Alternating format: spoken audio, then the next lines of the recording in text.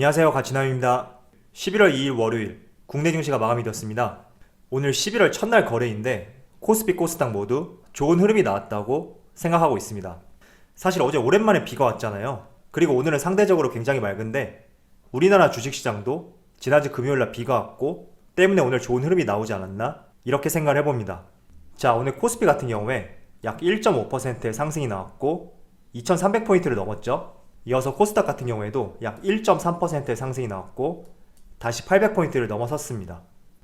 그리고 삼성전자 우선주 모두 양호한 흐름이 나왔고 삼성전자와 관련된 내용들은 조금 뒤에서 말씀을 드리겠습니다.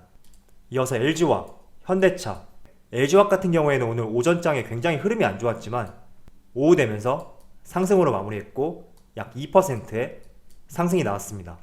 이어서 현대차도 무려 3.6%의 강한 상승이 나왔다.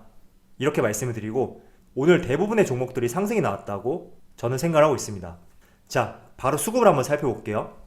먼저 코스피의 수급을 살펴보면 오늘 외국인하고 기관 소폭 순매수를 보여주었고 장중 수급을 살펴보면 외국인은 개장과 동시에 매도세를 보여주었지만 지속적으로 순매수세를 보여주면서 오늘 상승으로 마무리했다고 볼 수가 있습니다.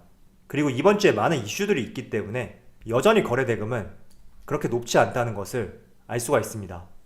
그리고 상대적으로 오늘 코스피보다는 코스닥에서 외국인들 매수세가 강했다는 것을 알 수가 있습니다.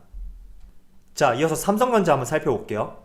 삼성전자 같은 경우에 오늘 상승이 나왔는데 그래도 기관과 외국인 오늘도 양매도세를 보여주었고 현대차는 삼성전자와 달리 외국인과 기관의 순매수가 유입이 되면서 오늘 3.6%의 강한 상승이 나왔다고 말씀드리겠습니다.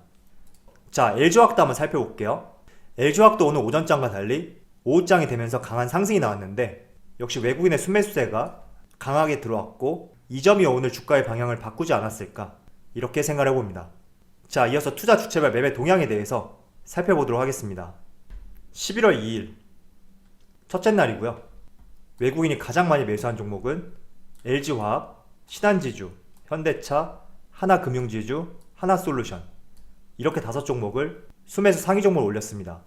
최근에 금융주 순매수 상위 종목으로 계속 잡히고 있거든요. 한번 유심히 보셨으면 좋겠고요. 자, 이어서 기관을 한번 살펴보면 기관 같은 경우에는 신한지주, 롯데케미칼, 현대차, KB금융, 포스코 이렇게 5종목을 순매수 상위 종목을 올렸습니다. 자, 신한지주 같은 경우에는 지금 외국인하고 겹치는 종목이고 KB금융 같은 경우에도 조금 전에 외국인 같은 경우에는 하나금융지주를 많이 매수했지만 기관 쪽에서는 KB금융을 많이 매집했죠. 자, 이어서 개인을 한번 살펴보면 삼성전자, 네이버, 삼성 SDI, SK하이닉스, 현대모비스 이렇게 5종목을 순매수 상위 종목을 올렸습니다. 자, 여기까지 투자 주체별 수급에 대해서 말씀을 드렸고 항상 투자를 하시는데 참조가 되었으면 좋겠습니다. 자, 지난주 토요일날 제가 여러분들에게 삼성전자의 주가 하락 어떤 원인이 있으며 왜 이렇게 하락이 나오는지에 대해서 말씀을 드렸습니다.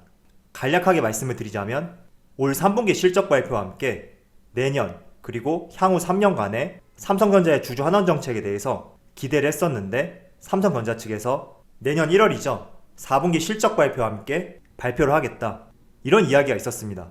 그렇다 보니까 시장에서는 기대했던 실망 매물도 나왔고 또 지수의 하락, 큰 지수의 하락이 겹쳐져서 지난주에 주가 흐름이 좋지 못했다. 이렇게 전달이 들었습니다.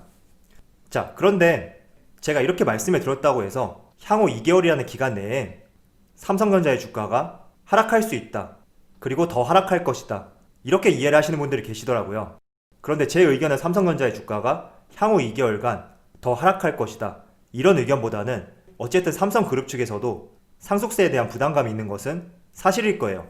그래서 이번 11월과 12월 이 기간 내에는 삼성생명과 삼성전자를 비롯한 각 계열사들의 호재성 뉴스, 호재성 소식들을 미뤄서 발표할 가능성이 높다. 이렇게 이해를 해주시고 삼성전자를 바라봐 주셨으면 좋겠습니다. 자, 이게 어떤 의미냐면 삼성전자처럼 시가총액이 높고 우량한 기업들 같은 경우에는 기업 측에서 상속세를 낮추기 위해서 한마디로 시세를 조종한다고 하죠. 이런 불법적인 행동이 절대 일어날 수 없는 종목이에요.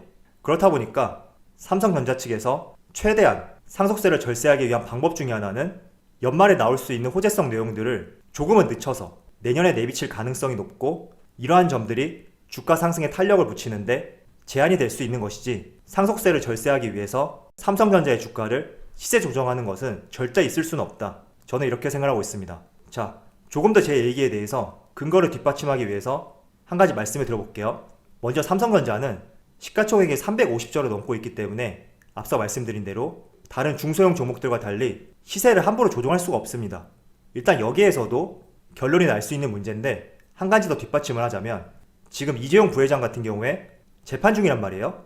2심에서는 집행유예가 나왔지만 대법원에서 파기환송되었고, 재판부에서는 삼성전자 측에서 실효적인 준법 감시제도를 마련하면 양형사유를 삼겠다, 이렇게 발표를 하였습니다.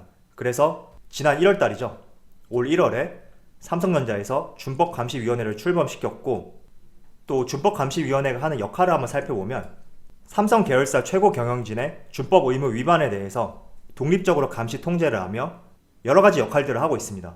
뿐만 아니라 재판부에서도 준법감시위원회가 잘 운영되는지 지속적으로 확인을 하고 있고, 이러한 부분이 향후 재판 과정에서 이재용 부회장이 구속이 되는지 양형이 되는지 정말 중요한 부분이거든요. 그렇기 때문에 삼성전자 측에서는 상속세를 조금이라도 줄이기 위해서 삼성전자의 시세를 조정하는 것은 절대 있을 수 없는 행동 중에 하나라고 말씀을 드리겠습니다. 그래서 결론을 말씀드리면 삼성전자 입장에서는 상속세를 조금이라도 줄이기 위한 방법, 그 방법 중에 하나는 이건희 회장의 사망일로부터 향후 2개월 동안 상속세를 산출하는 기간 내에서 호재성 소식들을 내년으로 미룰 수가 있고, 주가 상승 탄력에 제한이 될 수 있는 것이지, 상속세를 줄이기 위해서 주가를 지속적으로 하락시킨다, 이런 행동들은 절대 있을 수 없다, 이렇게 정리를 하겠습니다. 그래서 비록 호재성 소식은 삼성전자 측에서 발표를 하지 않더라도 우리가 삼성전자를 바라보는 관점이 상당히 긍정적이라면 연말 내에서도 6만원 이상으로 갈 수 있어요. 그래서 이러한 부분들에 대해서 여러분들이 기준을 세워서 잘 판단하셨으면 좋겠습니다. 자, 그리고 대주주 양도세, 정말 말이 많습니다. 제가 지난번에도 여러분들에게 말씀을 드렸는데, 원래 일정대로라면 오늘 청와대에서 답변을 해야 되거든요. 그런데 청와대 측에서 국민청원 답변에 대해서 기간을 조금 연기했습니다. 물론 많은 생각들을 하고 있겠죠. 자, 그리고 주말에 이런 내용이 발표되었습니다. 아직 정확한 발표는 아닌 것 같지만 청와대 측에서는 3억에서 5억으로 완화하자, 이런 입장을 내비쳤고, 여당 측에서는 변경 없이 2년 동안 10억으로 그대로 가자, 이런 의견을 내비쳤고, 지금 양측 간의 의견이 조율이 되지 않은 상태다, 이렇게 볼 수가 있습니다. 그래서 조만간에 결론이 날 것 같아요. 제 개인적인 생각으로는 이번 주 안에 났으면 좋겠지만, 그래도 최소한 3억은 아닌 것 같고, 정말 보수적으로 잡았을 때 5억, 혹은 정말 긍정적이라면 대주주 양도세 기준 변경 없이 그대로 연말을 맞이할 수도 있다, 이렇게 생각하고 있습니다. 그래서 조금은 기다려보고 이러한 내용들에 대해서 지속적으로 지켜보셨으면 좋겠습니다. 자, 최근에 성장주 조금 상승폭이 둔화되었고, 오히려 지수의 하락과 함께 고점 대비 하락이 나오는 종목들이 많단 말이에요. 그래서 연말에는 성장주보다 가치주, 경기 민감주, 이런 종목들을 공략하는 것도 좋지만, 저는 성장주, 여전히 우리가 투자하기에 핵심 업종들이 되어야 된다, 이렇게 생각하고 있습니다. 대표적으로 전기차, 그리고 전기차 배터리, 반도체, 수소차 소부장 기업들, 이런 기업들이 성장주가 될 수 있고, 또 최근에는 에너지 관련주죠. 풍력, 태양광, 이런 쪽도 우리가 지속적으로 관심을 가져야 된다, 이렇게 생각하고 있습니다. 자, 그런데 어떤 종목이든지 아무리 황금알을 낳는 거위를 가진 기업이라고 하더라도 그 종목의 주가가 상당히 고점 부근에 있다면 항상 매수를 보수적으로 생각하시고, 주가가 한 번씩 출렁이고 지수와 개별 종목의 하락이 나올 때, 이런 때를 매수 기회로 삼아야지, 주변에서 수소차, 그리고 전기차, 내년에 더욱 시장이 커진다, 이런 이야기만 듣고 고점에서 매수하는 것은 항상 우리가 조심해야 되는 행동 중에 하나라고 말씀을 드리겠습니다. 자, 지난주 금요일이에요. 저도 이 내용을 주말에 접했는데, 문재인 대통령이 현대차 울산 공장을 방문했고, 여기서 2022년이 되었을 때 미래차를 대중화 원년으로 삼겠다, 이런 선언을 하였습니다. 그리고 밑에 소제목을 한번 살펴보시면 2025년까지 전기차 113만 대, 수소차 20만 대를 보급하겠다. 그리고 2027년에는 세계 최초로 레벨 4의 자율주행차를 상용화하겠다, 이런 발표가 있었습니다. 그래서 전기차 배터리, 수소차 다 마찬가지예요. 내년, 내후년 지속적으로 시장이 커질 것이고, 우리가 이런 커지는 시장 속에서 현대차, LG와 삼성 SDI, 그리고 삼성전자 이런 대기업만 공략할 것이 아니라 그 기업들의 성장과 함께 같이 동반 성장이 이루어질 수 있는 기업들, 소재 부품 기업들이죠. 이런 기업들도 한번 찾아보시고 조금 전에 말씀드린 것처럼 주가가 상대적으로 고점 부근에 있다면 어떤 종목이든지 마찬가지예요.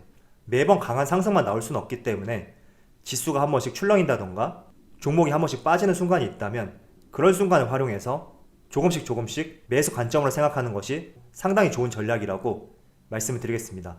그래서 이런 비전과 함께 여러분들도 한번 수소차 부품주 이런 종목들 잘 찾아보시고 공부해 보시면서 종목을 선정하셨으면 좋겠습니다. 자, 그리고 앞서서 말씀드린 것처럼 2027년이 되면 레벨 4 자율주행차를 상용하겠다 이런 선언도 있었죠. 먼저 자율주행에 대해서 잠깐 단계별로 말씀을 드릴게요. 자율주행 단계는 전 세계 공통이에요.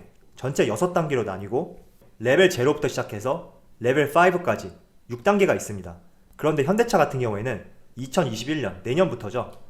레벨 3와 레벨 4에 해당되는 자율주행차 개발을 목표로 하고 있습니다. 그래서 내년, 내후년 조그만 가시적인 성과에 대해서 우리가 기대를 해볼 수 있고 또 이런 자율주행차도 마찬가지예요. 수소차, 전기차 배터리와 마찬가지로 성장주의 핵심이 될 수 있는 업종 중에 하나다. 이렇게 생각하고 있으니까 여러분들도 자율주행과 관련된 기술이 발전되고 상용화되고 확대됨에 따라서 한번 관련 종목들도 찾아보시고 공부해보는 것도 좋은 전략이 될 수 있다고 말씀드리겠습니다.